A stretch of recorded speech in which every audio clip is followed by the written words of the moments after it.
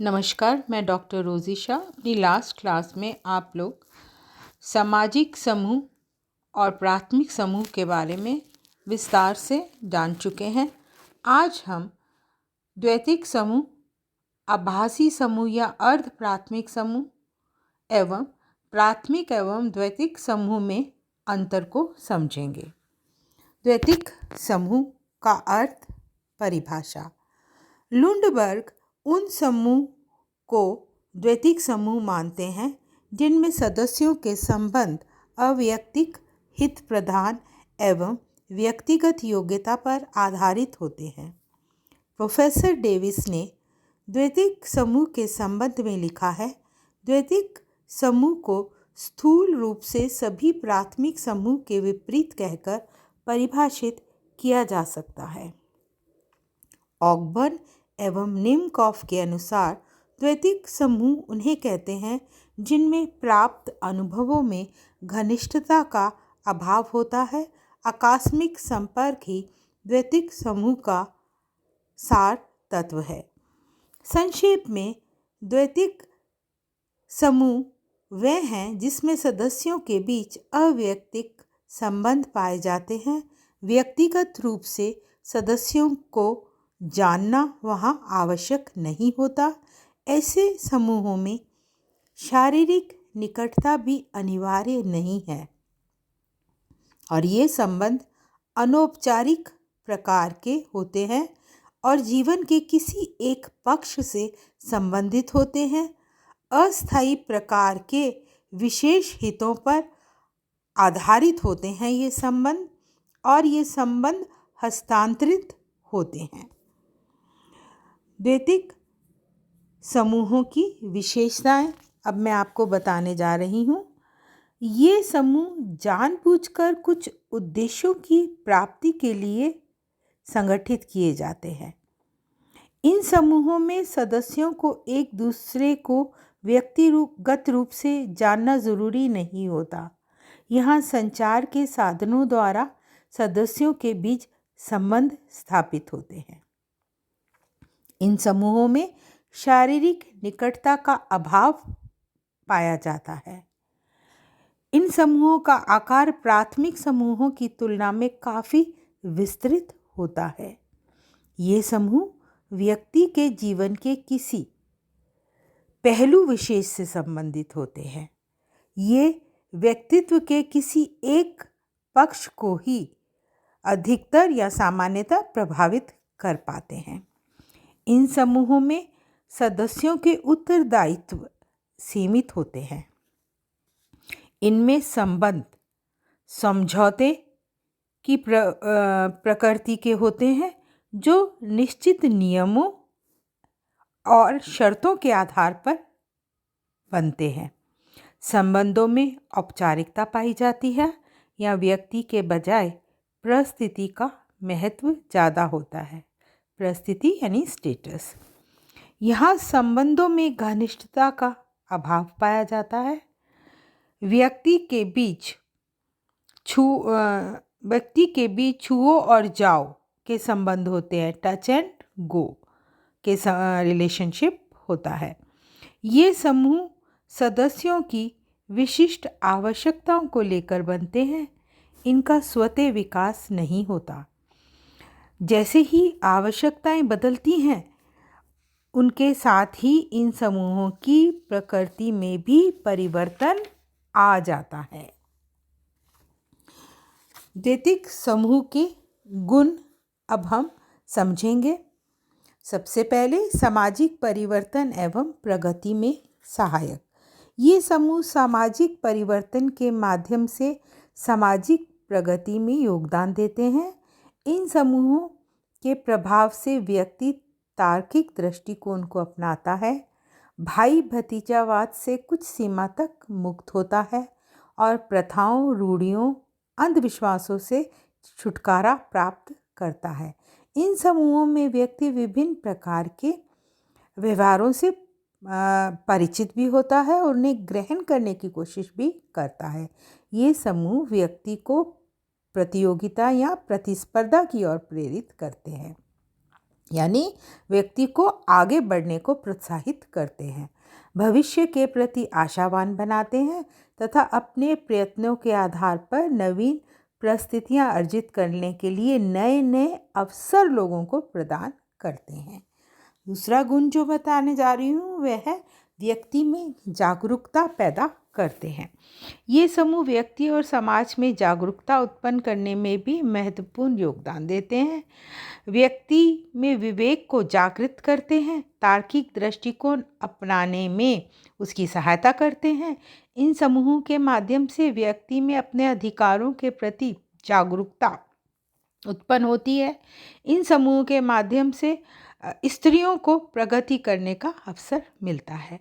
श्रम विभाजन एवं विशेषीकरण तथा श्रम को प्रोत्साहन इसका अगला गुण है। ये समूह व्यक्ति को श्रम के महत्व से परिचित कराते हैं, उसे यानी कर्मठ बनाते हैं। श्रम का पुरस्कार देकर उसे अधिक प्रयत्न करने के लिए प्रेरित करते हैं। समूह व्यक्ति में जोखिम उठाने की क्षमता का विकास भी करते हैं, उसकी व्यक्ति की गतिशीलता में वृद्धि करते हैं। इन समूहों के माध्यम से व्यक्ति में उदारता की भावना उत्पन्न होती है। विभिन्न प्रकार के लोगों के साथ मिलकर व्यक्ति काम करता है और द्वैतिक समूह की सदस्यता में व्यक्ति बदली हुई परिस्थितियों के साथ समायोजन कर पाता है। ये समूह श्रम विभाजन एवं विशेषीकरण को महत्व देते हैं, जिससे व्यक्ति के ज्ञान एवं कार्य कुशलता में वृद्धि होती है। सामाजिक नियंत्रण में सहायक। आज के जटिल औद्योगिक समाजों में इन समूहों के माध्यम से सामाजिक नियंत्रण बनाए रखा जा सकता है। प्रथाएं, परंपराएं, रूढ़ियां और धर्म आज जटिल समाजों में प्रभावशाली ढंग से सामाजिक नियंत्रण नहीं रख पाते हैं। यहाँ अभी जटिल समाजों में, आधुनिक समाजों में पुलिस, अदालत, कानून, प्रशासनिक संगठनों के माध्यम से ही व्यवस्था बनाए रखी जा सकती है। अब मैं आपको द्वैतिक समूह के दोष समझाने जा रही हूँ। जो मैंने आपको भी बताया, उससे आप द्वैतिक समूह के बारे में जान चुके होंगे, लेकिन वास्तविकता ये है कि इनका अप्रकार्यात्मक पक्ष भी है। औद्योगिकरण, नगरीकरण एवं जनसंख्या के बढ़ने से महानगरीय क्षेत्र में द्वैतिक समूहों के योग से मास सोसाइटी, वृहद समाज का रूप उभर कर सामने आया है। इन महानगरों में द्वैतिक समूहों की संख्या बहुत अधिक पाई जाती है। चारों ओर भीड़ भरे रहने से हर समय अपने को सैकड़ों हजारों लोगों के बीच पाते हुए भी व्यक्ति अपने को अकेला महसूस करता है। उसमें अकेलापन या सूनापन पाया जाता है। उसे कहीं आत्मीयता दिखाई नहीं पड़ती और संबंधों में घनिष्ठता का अभाव होता है। व्यक्ति समाज में रहता हुआ भी अलगाव महसूस करता है। यहाँ व्यक्ति ये अनुभव करता है कि उसका अपना कोई नहीं है, सभी ही अपरिचित हैं। स्वार्थ के कारण व्यक्ति एक दूसरे से संबंधित है, ऐसा व्यक्ति सोचता है। द्वैतिक समूहों के प्रभाव से पड़ोस और परिवार भी अछूते नहीं रहे हैं। यहाँ भी व्यक्ति अपने स्वयं के हितों को ही इम्पोर्टेंस देता है, महत्व देता है।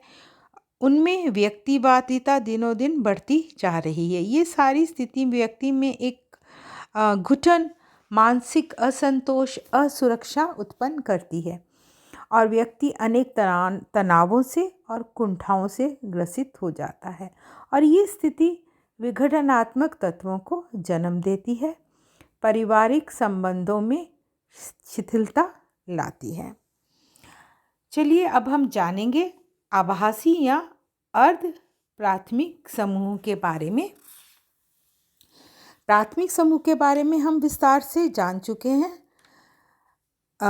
कुछ ऐसे समूह हैं जिनमें प्राथमिक एवं द्वितीयक समूह की मिश्रित विशेषताएं पाई जाती हैं, जिन्हें चार्ल्स कूले अर्ध प्राथमिक समूह कहते हैं। इन्हें अर्ध प्राथमिक समूह इसलिए कहा जाता है कि ये समूह सदस्यों की संख्या, घनिष्ठता एवं आमने सामने के संबंधों की दृष्टि से भी प्राथमिक होते हैं, किंतु संरचना व संगठन की दृष्टि से द्वैतिक समूह के निकट होते हैं। ये समूह स्वतः विकसित नहीं होते, बल्कि जानबूझकर इनका निर्माण किया जाता है। इनका लक्ष्य कुछ विशिष्ट हितों की पूर्ति करना होता है। अर्ध प्राथमिक समूह को परिभाषित करते हुए चार्ल्स कूले लिखते हैं, ये घनिष्ठ आमने सामने के संबंधों द्वारा संगठित वह समूह है जो अपनी संगठन संबंधी विशेषताओं और विशेष उद्देश्य के कारण सीमित आकार के होते हैं। कूले ने स्काउट ग्रुप, लघु विचार गोष्ठी, सामाजिक वर्ग, क्लब, ग्रामीण मनोरंजन केंद्र आदि को अर्ध प्राथमिक समूहों में गिना है। अर्ध प्राथमिक समूह या आभासी समूह। गिन्सबर्ग ने आभासी समूह का उल्लेख अपनी पुस्तक सोशियोलॉजी में किया है। वे आभासी समूह का प्रयोग मनुष्य के ऐसे संकलन के लिए करते हैं जिसका कोई निश्चित ढांचा नहीं होता, फिर भी उसके सदस्यों में समान रुचियां एवं व्यवहार प्रतिमान पाए जाते हैं। बाल्टीमोर के अनुसार आभासी समूह एक ऐसा योग है जिसमें संरचना एवं संगठन की कमी होती है और जिसके सदस्य समूह के अस्तित्व के प्रति अनभिज्ञ तथा कम जागरूक हो सकते हैं। अब हम प्राथमिक एवं द्वैतिक समूहों में अंतर को जानेंगे। कुछ आधारों के आधार पर मैं आपको इन अंतरों को बताने जा रही हूँ। इन दोनों में भेद बताने जा रही हूँ, प्राथमिक एवं द्वैतिक समूह में। तो ये जो आधार हैं, पहले मैं बताऊंगी आकार के आधार पर। प्राथमिक समूह आकार में छोटा होता है और द्वैतिक समूह आकार में बड़ा होता है। सदस्य संख्या। प्राथमिक समूह में सदस्यों की संख्या कम होती है और द्वैतिक समूह में सदस्यों की संख्या अधिक होती है। शारीरिक समीपता। प्राथमिक समूह में शारीरिक समीपता पाई जाती है सदस्यों के बीच, जबकि द्वैतिक समूह में सदस्यों के बीच शारीरिक समीपता हो भी सकती है और नहीं भी हो सकती है। स्थायी अस्थायी संबंध। प्राथमिक समूह में संबंधों में निरंतरता पाई जाती है, जबकि द्वैतिक समूह में निरंतरता नहीं पाई जाती। औपचारिक अनौपचारिक संबंध। प्राथमिक समूह में जो संबंध है वो अनौपचारिक होते हैं, जबकि द्वैतिक समूह में संबंध औपचारिक होते हैं। निर्माण। प्राथमिक समूह में संबंधों का निर्माण स्वतः होता है या संबंध स्वतः निर्मित होते हैं, जबकि द्वैतिक समूह में जानबूझकर संबंध बनाए जाते हैं। संबंध जो है वो सर्वगीन होते हैं संबंध प्राथमिक समूह में, जबकि द्वैतिक समूह में संबंध विशिष्ट उद्देश्य को लेकर बनाए जाते हैं। व्यक्तिक और अव्यक्तिक संबंध। प्राथमिक समूह में संबंध व्यक्तिक होते हैं, जबकि द्वैतिक समूह में संबंध अव्यक्तिक होते हैं। नियंत्रण। प्राथमिक समूहों में नियंत्रण प्राथमिक एवं अनौपचारिक साधनों द्वारा होता है, जबकि द्वैतिक समूहों में नियंत्रण औपचारिक साधनों द्वारा होता है। उद्देश्य। प्राथमिक समूह में सभी लोगों के उद्देश्य एक से होते हैं और द्वैतिक समूह में सभी अपने अपने हितों में रुचि रखते हैं। संबंध स्वयं साध्य।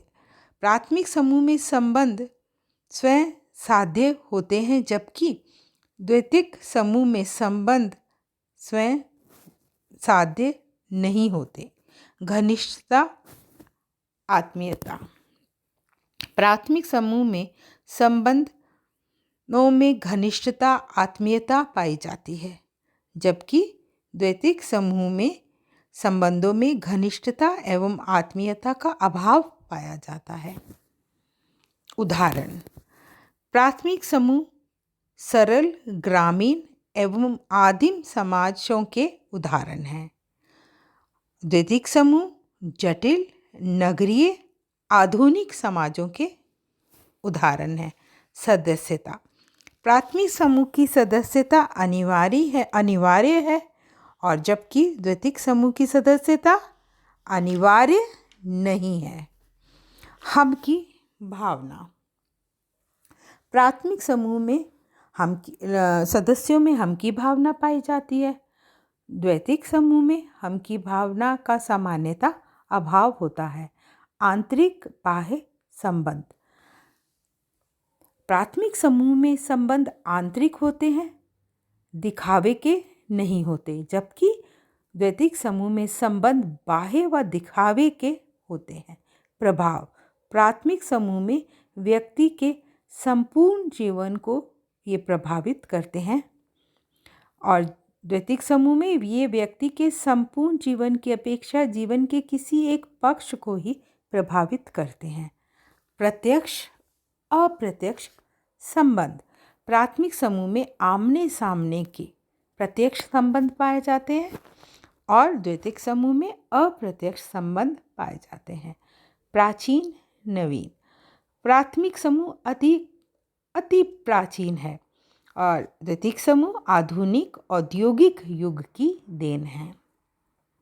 कार्य क्षेत्र: प्राथमिक समूह का कार्य क्षेत्र सीमित होता है, जबकि द्वितीयक समूह का कार्य क्षेत्र असीमित होता है।